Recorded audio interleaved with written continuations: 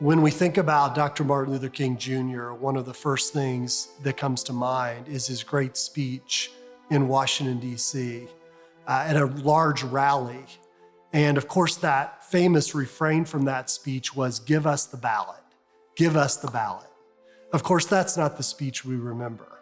That was the speech he gave at the first rally in Washington that he participated in 1957. When a civil rights bill was going through the Senate and the House that was tepid and involved lots of compromise and really wasn't going anywhere.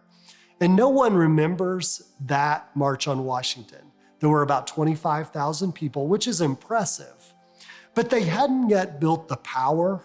They hadn't yet done the spade work, the hard work in the communities in the South to have a movement that was ready for I Have a Dream.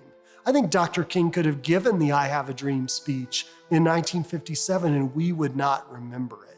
King gave a lot of amazing speeches. The I Have a Dream speech sticks in our minds because it was the right speech at the right moment that was a culmination of an incredible amount of power and moral will that had been built by the movement in Birmingham, Alabama, and Montgomery, Alabama, and in places in Mississippi and places throughout the South. It was a culmination, a moment that we remember because they had done the hard work of leadership and development and building a culture and a movement over those interceding 6 years. I often think about what's the difference between those 6 years and what does that mean for leaders? What does it mean to try something and for it to really not work very well? It was a noble try in 1957. 25,000 people is impressive. But when it didn't go well, and in the late 1950s, the civil rights movement didn't have a lot of energy. They kept at it. And it wasn't just Dr. King, it was a number of people kept at it.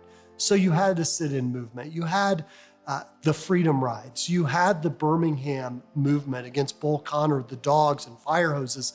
There were people putting their lives on the line, and Dr. King stayed in the battle. And they finally were ready for that catalytic moment of the I Have a Dream speech. It's only through persistence, it's only through staying engaged, and it's only, frankly, through hard work that leadership is able to fully be manifested.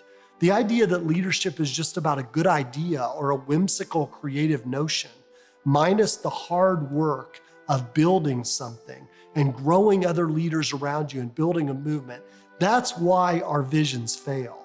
Dreams happen when you do the hard work to take us from 1957 to 1963.